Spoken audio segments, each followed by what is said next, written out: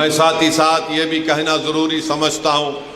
کہ میرے چھوٹے بھائی جناب سید امتیاز جلیل صاحب، ناصر صدیقی صاحب کو اورنگ آباد سے کامیابی نہیں ملی۔ آپ کو یاد ہوگا کہ میں پکار کر آپ سے کہہ رہا تھا کہ ہم کو ہمیشہ نقصان اپنوں سے ہوا ہے، غیروں سے نہیں ہوا ہے۔ آج اورنگ آباد میں اگر چند ووٹوں سے امتیاز جلیل صاحب کی کامیابی نہیں ہو سکی تو آپ اٹھا کر دیکھ لیجئے کہ جو بی جے پی کے اشارے پر الیکشن لڑ رہے تھے، جن کو پوری مدد دی گئی تھی بی جے پی کی طرف سے، جن کا مقصد ایک ہی تھا کہ مہاراشٹرا کی ویدھان سبھا میں سید امتیاز جلیل اور ناصر صدیقی نہ جائیں، مگر اورنگ آباد کی عوام نے یہ دیکھ لیا کہ کون ان کا ہمدرد ہے اور کون ان کا دشمن ہے۔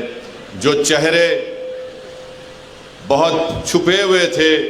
الیکشن نے ان تمام چہروں کو اورنگ آباد کے عوام کے سامنے بے نقاب کر دیا۔ جو بڑے اپنے آپ کو متقی اور پرہیزگار دکھاتے تھے، مگر ان کے چہرے معلوم ہو گئے کہ کتنے داغدار ان کے چہرے ہیں، کہ انہوں نے اپنے ضمیر کو بی جے پی کے چوکھٹ پر اس کو بیچ دیا۔ یہ کبھی اورنگ آباد کی عوام بھول نہیں سکتی۔ مجھے اس بات کی تکلیف ہے کہ امتیاز جلیل اور ناصر صدیقی کی کامیابی نہیں ہو سکی، مگر انشاءاللہ تعالی ہم پر امید ہیں، محنت کریں گے اورنگ آباد میں دوبارہ، اور انشاءاللہ تعالی دوبارہ وہاں سے مجلس اتحاد المسلمین اور امتیاز جلیل کو اللہ سبحانہ و تعالی نبی کریم صلی اللہ علیہ وسلم کے صدقے طفیل میں ان کو دوبارہ وہاں سے رکن اسمبلی منتخب کر کے عوام کی نمائندگی کرنے کا موقع عنایت فرمائے گا۔ مگر آپ جانتے ہیں کہ یہی امتیاز جلیل تھے، پارلیمنٹ کا الیکشن 4 مہینے پہلے ہارا، مگر جب ناموس رسالت کا مسئلہ پیدا ہوا تو امتیاز جلیل نے یہ نہیں سوچا کہ میں ابھی ممبر آف پارلیمنٹ نہیں ہوں۔ امتیاز جلیل نے بحیثیت مہاراشٹرا کے مجلس اتحاد المسلمین کے صدر کے اس چیز کو اٹھایا، اور جو لوگ رسول اللہ صلی اللہ علیہ وسلم کی شان میں گستاخی کرنا چاہتے تھے، امتیاز جلیل نے صدائے احتجاج کو بلند کیا، اور پورے مہاراشٹرا کی ایک تاریخ میں ایک پرامن احتجاج نکالا گیا۔ میں شکریہ ادا کرنا چاہوں گا ہمارے دھولیا کے فاروق شاہ صاحب کا۔ بہترین الیکشن کیمپین فاروق شاہ صاحب نے کیا، بہترین کام دھولیا کے گلی کوچوں میں جناب فاروق شاہ صاحب نے کیا۔ یہ اللہ کی کیا مرضی تھی، اللہ بہتر جانتا ہے۔ ان کی کامیابی نہیں ہو سکی۔ مجھے یقین ہے کہ فاروق شاہ اپنے گھر میں بیٹھنے والا نہیں ہے، وہ نکل کر دھولیا کی عوام کی خدمت کرتے رہیں گے، اور انشاءاللہ تعالی دوبارہ وہاں سے منتخب ہو کر جائیں گے۔ مجھے افسوس اس بات کا ہے کہ شولہ پور سے فاروق شابدی پچھلے 3 سال سے محنت کر رہے تھے،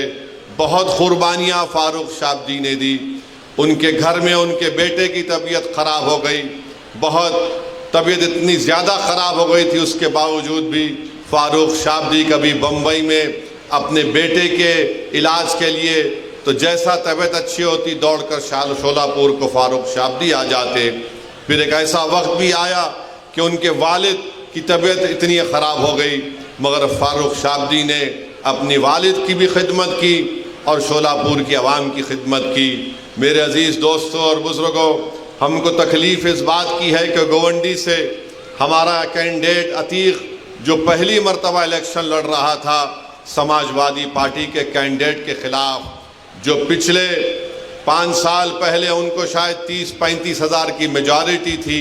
یہ ایک نوجوان بچہ اپنی زندگی کا پہلا الیکشن لڑا اور سماج وادی پارٹی کے ان کے لیڈر کو چنے چبا دیے، اور ان کی میجارٹی 10,000 تک لا کر کم کر دی۔ 10,000 سے عتیق کی کامیابی نہیں ہو سکی، مگر ہمارے لیے خوش آئند بات ہے۔ انشاءاللہ تعالی ہم اتنے بڑی تعداد میں ووٹ حاصل کی ہے، اس سے ایک پیغام یہ ملتا ہے کہ مہاراشٹرا میں مسلمانوں نے طے کر لیا ہے کہ مجلس اتحاد المسلمین ہی ہماری سیاسی آواز بن سکتی ہے۔ میں شکریہ ادا کرتا ہوں، اور انشاءاللہ تعالی